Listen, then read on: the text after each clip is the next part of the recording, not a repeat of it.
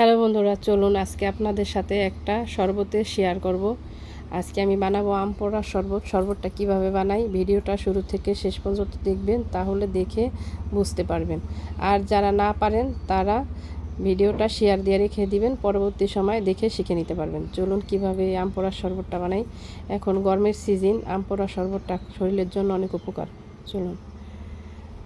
Hello বন্ধুরা, আজকে আমি আম পোড়া শরবত বানানোর জন্য এখানে আমি 3টা আম নিয়েছি। 2টো আম দেখাইছি আপনাদের, গাছ থেকে পেড়ে নিয়েছি টাটকা আম। কীভাবে আম পোড়া শরবত বানাই তা আপনারা দেখে নেবেন। চলুন, আমগুলো কত টাটকা দেখুন। এই মাত্র আমি গাছ থেকে পেড়ে নিয়েছি শরবত বানানোর জন্য। আমি বড় বড় সাইজের 3টা আম নিয়েছি। আমগুলো এখন পুড়িয়ে নিব। চলুন দেখবেন। দেখুন, এর মাঝে আমার আমগুলো পুরানো হয়ে গেছে। দেখুন, আমি 3টা আম অনেক সুন্দর করে পুড়িয়ে নিয়েছি। এখন আমি আমগুলো সুন্দর করে ধুয়ে পরিষ্কার করে খোসাটা ছাড়িয়ে নিব।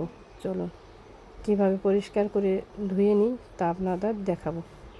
দেখুন, পরিষ্কার পানি দিয়ে ধুয়ে নিচ্ছি আমি। আমগুলো সুন্দর করে পরিষ্কার পানি দিয়ে ধুয়ে নিচ্ছি, তারপরে খোসাটা ছাড়িয়ে নিব। দেখুন, আমগুলো পুরা কত সুন্দর হয়েছে এবং সেন্টটাও অনেক সুন্দর বেরিয়েছে, কি বলবো, অসাধারণ হয়েছে। দেখুন, আমগুলো এখন আমের কাঠটা সুন্দর করে আড়ি থেকে ছাড়িয়ে নিব।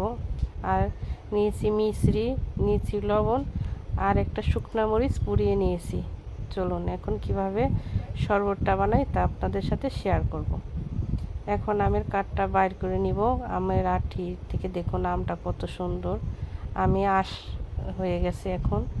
এখন আম পাকার সিজন। দেখুন, কাঠটা বের করে নিয়েছি আর কতটা সুন্দর পোড়া হয়েছে।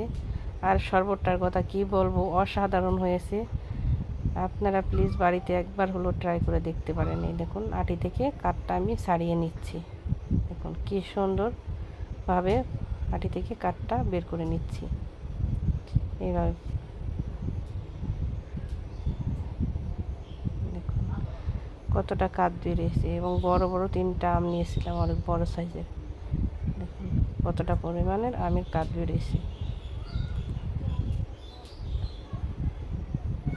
পুরো কাঠটা আমার ছাড়ানো হয়ে গেছে। দেখুন, এখন আমি দিয়ে দেবো লবণ পরিমাণ মতন লবণ দিয়ে দেবো। এখন দিয়ে দেবো আমি মিশ্রি। আপনারা চাইলে চিনিও দিতে পারেন। আর একটা কথা আপনাদের বলি, আমটা আপনারা গ্যাসেও পোড়াইতে পারবেন এবং চুলায়ও পোড়াইতে পারবেন। এখানে আমি মাটির চুলায় পুড়িয়ে নিয়েছিলাম আম 3টা।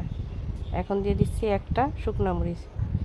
এখন সুন্দর করে সব একসাথে মিক্স করে নিব। সুন্দর করে এখন মিক্স করে নিব। আমের কাঠটা কত সুন্দর হয়েছে। আর এই আমের শরবতটা এখন অনেক গরম হয় এবং 40 ডিগ্রি 41 ডিগ্রি তাপমাত্রা থাকে। এই তাপমাত্রার ভিতরে যদি আম পানার শরবতটা বানিয়ে খাইতে পারেন তাহলে শরীরের জন্য অনেক উপকার, কি বলবো আপনাদের। দেখুন, এখন আমি পানি দিয়ে ভালো মতন গুলিয়ে নিচ্ছি আমটা। এখন মিষ্টিটা দানা দানা। আপনারা চাইলে এখানে চিনিও ব্যবহার করতে পারেন, সমস্যা নাই। কি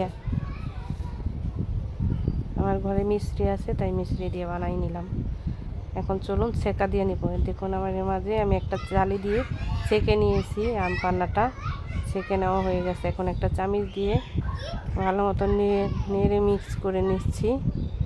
দেখুন অনেকটা সুন্দর হয়েছে এবং অনেকটা ঘন হয়েছে। এখন আমি চলুন গ্লাসে ঢেলে নেব।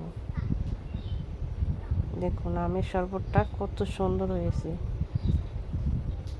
এই আমের শরবতের রেসিপিটা দেখে ভালো লাগলে অবশ্যই লাইক, কমেন্ট, শেয়ার এবং রাখি কিচেন ইউটিউব চ্যানেলটা আপনি সাবস্ক্রাইব করে নেবেন আমার ফ্যামিলি একজন হওয়ার জন্য। জানি আপনারা আমার পাশে আছেন। অসংখ্যবার ধন্যবাদ জানাই আপনাদের।